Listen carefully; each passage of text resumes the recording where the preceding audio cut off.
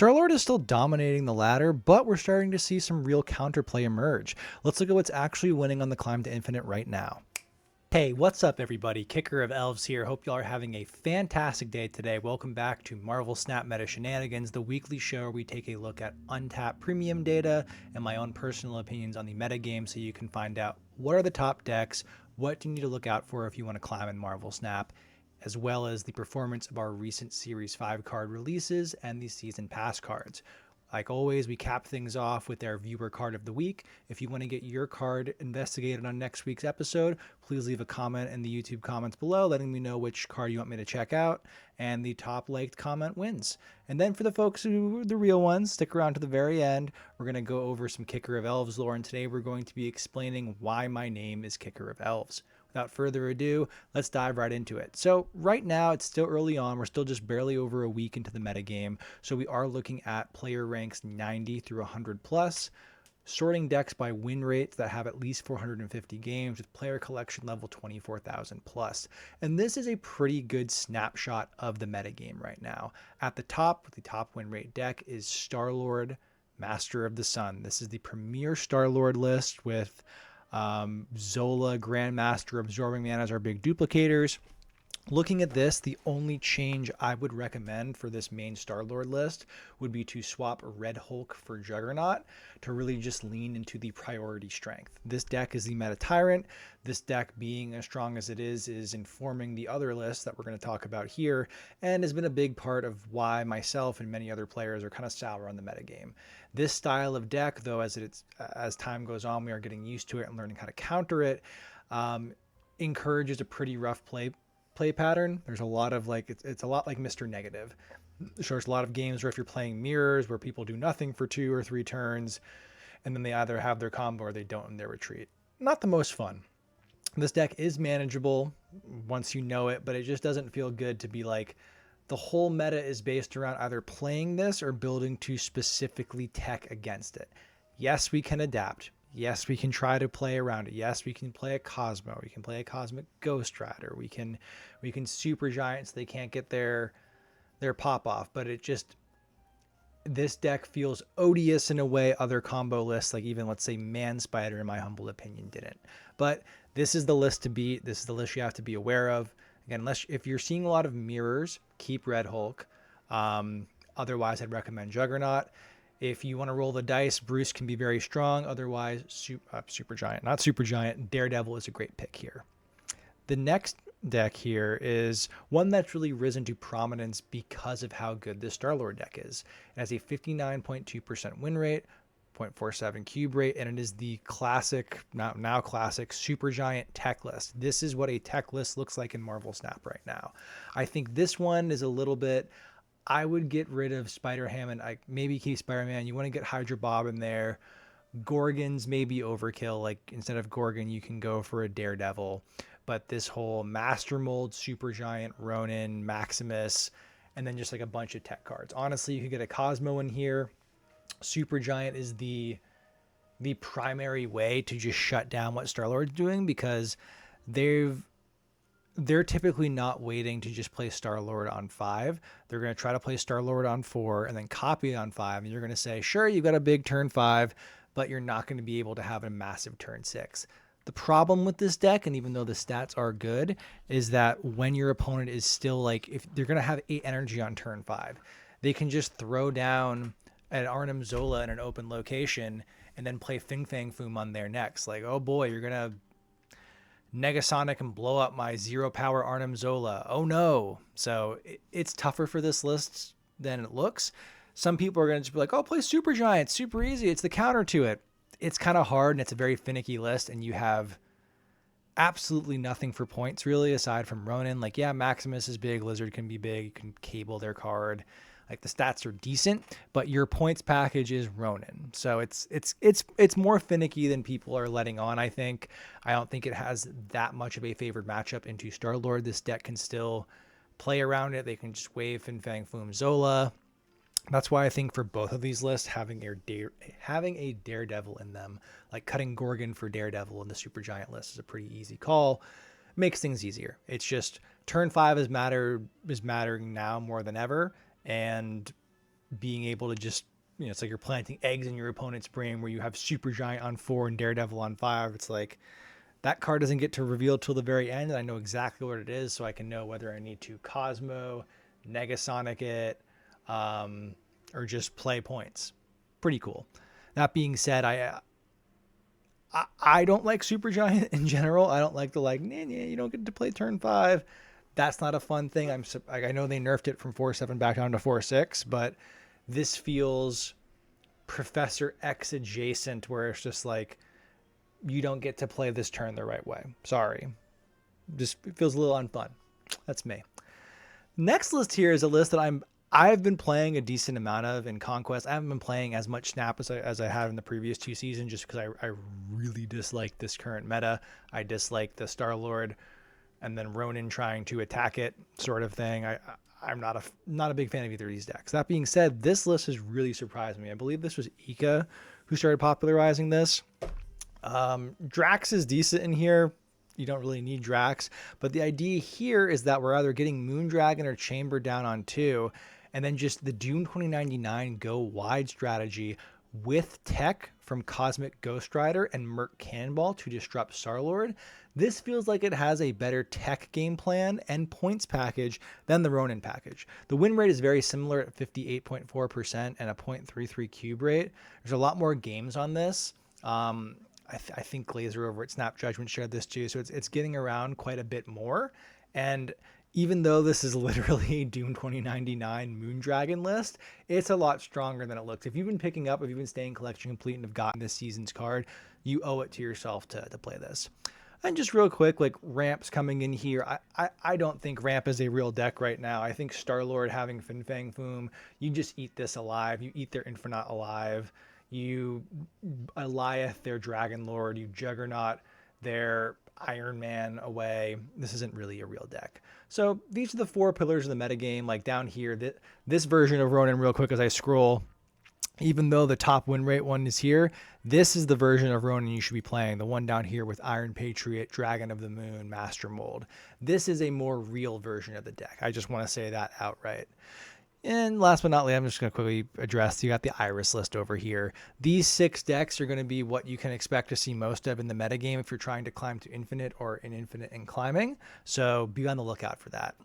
Now, let's talk about last week's Series 5 card, Moondragon. She has seen quite a bit of a glow up overall, and this data for all of the other stuff we're going to be look at here, except for all of the other stuff we're going to look at here is going to be based on the last 7 days, ranks 90 to 100, CL 24,000 plus.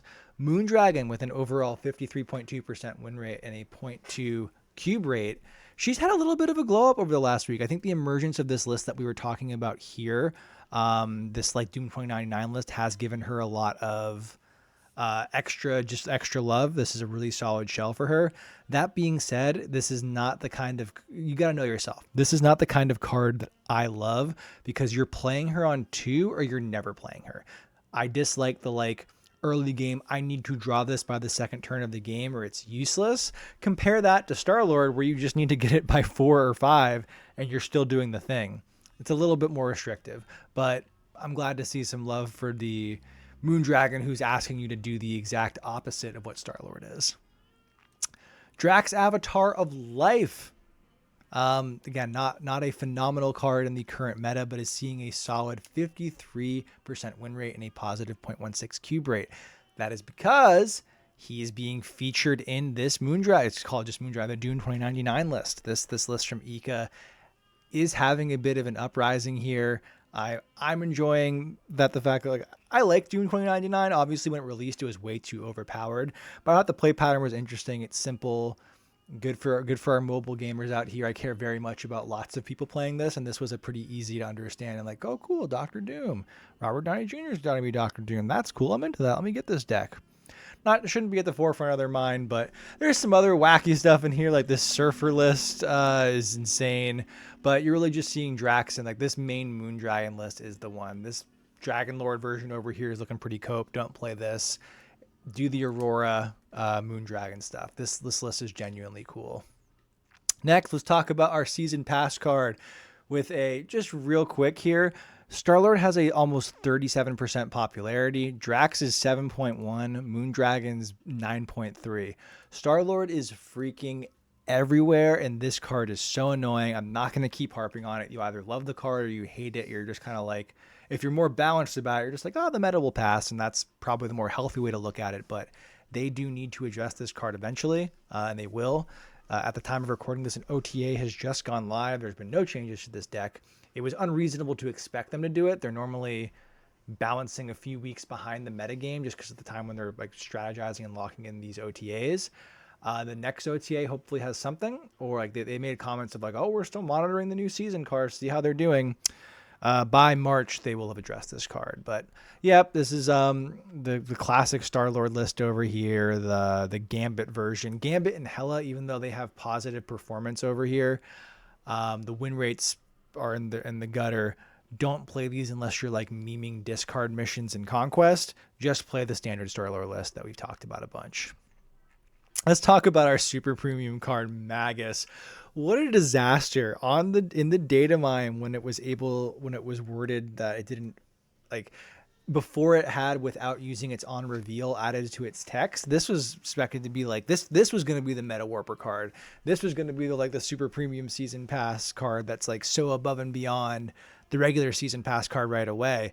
But without being able to copy a Mr. Negative on turn 4 and be a second copy of Mr. Negative in your deck, this card just ain't it. 44% win rate, minus 0.13 cubes. You are losing cubes by putting this card into your deck, and a 2.2% popularity. Like, the best performing deck for it is it just being crammed incorrectly into a Star-Lord list. I guess this is like your backup copy of Star-Lord, but you also have to hope you don't, like, you need Absorbing Man. You're still 50-50ing it.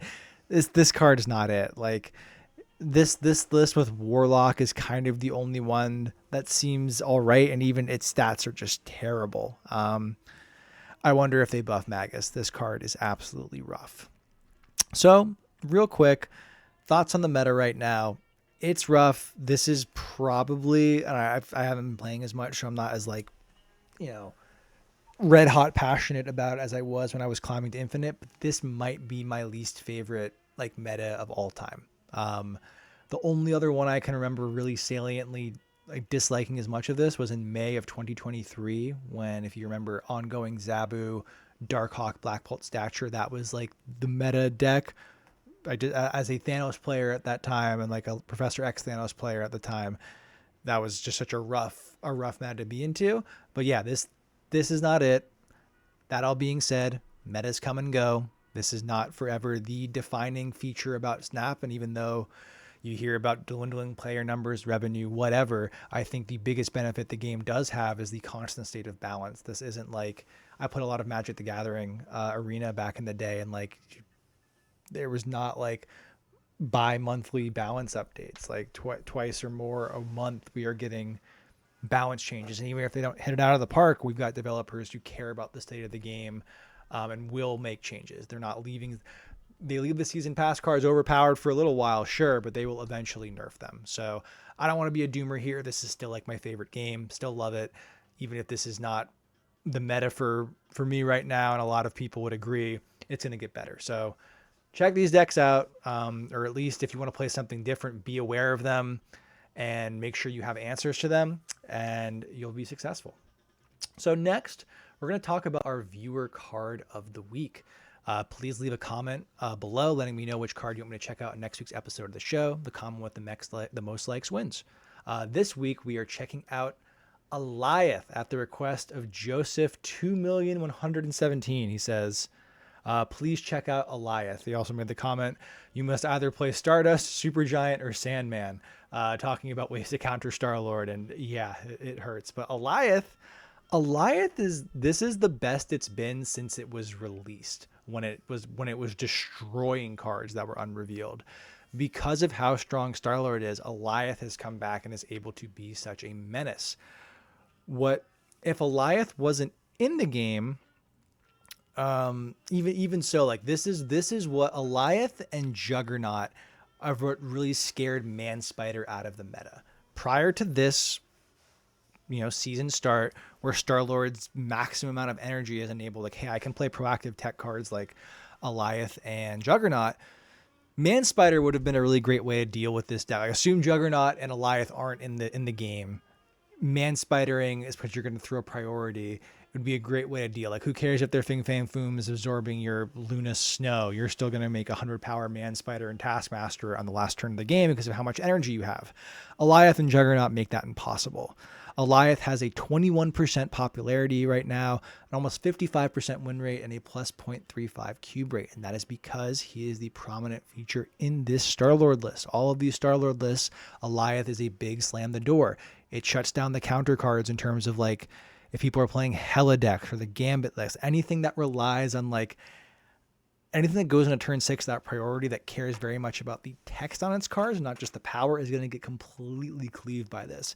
And even the Galactus version, I've heard some people talking about like how Galactus is a decent counter to Star-Lord, and that could be true. When they get Luna Snow though, like you're already going to lose one location without cards. I also just was never a huge Galactus gamer, even when he was broken. So not the biggest believer, but Alioth is, even though he's a giant dark cloud, he's having his moment in the sun right now because of all that Star-Lord stuff. So if you're an Alioth gamer, pretty good.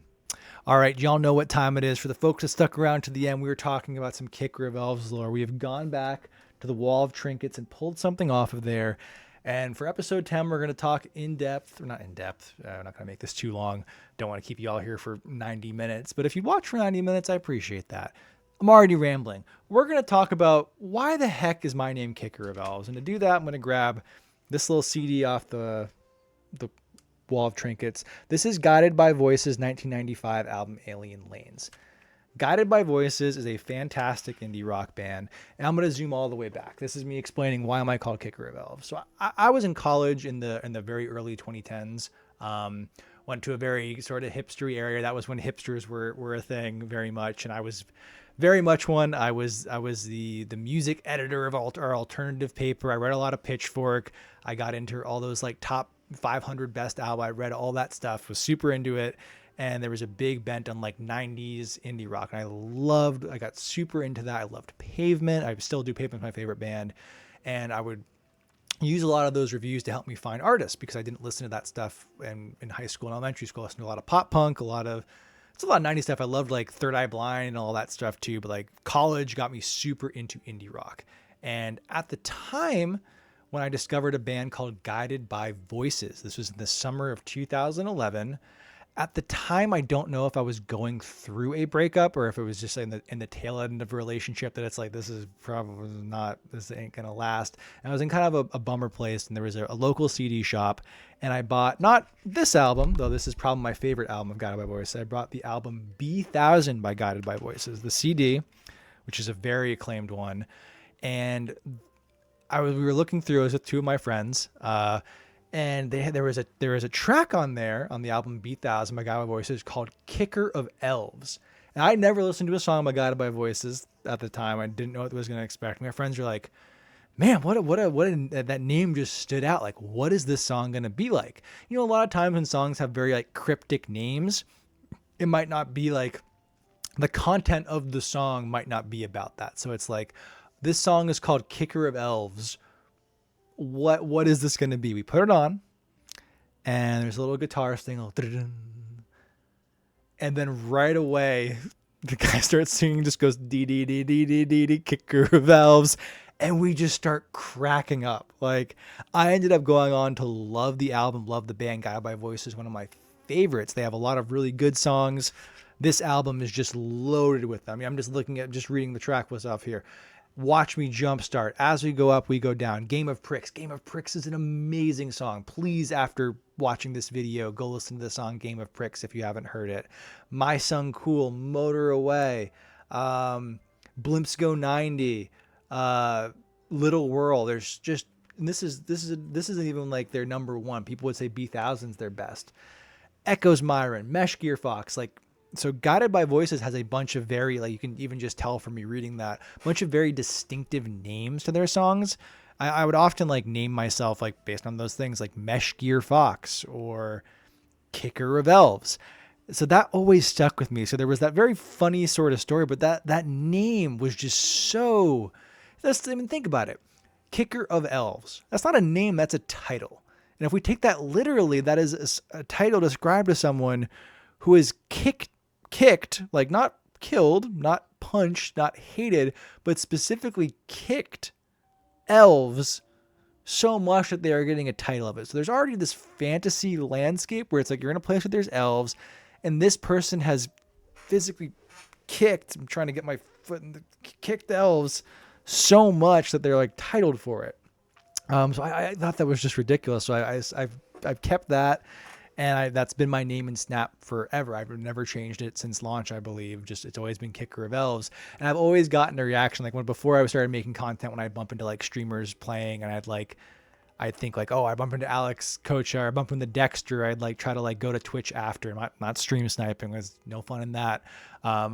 And universally there'd be a reaction of like, what's with that name? Or like even Dexter was like, why do they hate elves? So I enjoyed how unique it was. I enjoyed the response. It's, I'm not John 2023, whatever. Like it's not just a random name. I wanted it to stand out, and it does, but it is just so bizarre. I think it's funny because I actually don't really like the song Kicker of Elves at all. I think it's funny. It's weird. But it's not a Guided by Voices song I will listen to, but it is the name I've chosen for myself. So with that, if you like the channel, if you like ramblings about Marvel Snap and 90s indie rock, if you made it this far at all, thank you so much for watching. I should probably plug the channel earlier because there's no way lots of people are going to sit through this deep lore expression talking about Guided by Voices. But for those who did, I do really appreciate it.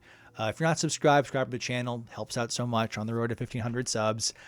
Please like the video, leave a comment. Again, please if you're going to leave a comment, really mean a lot. If you did vote on a card, throw out a card you want me to check out for next week's show. I love doing this segment, and I do need people to say, hey, check out this card for it to work. So much appreciated. Also, while you're here, check out the video on your screen right now. Another cool piece of Marvel Snap content.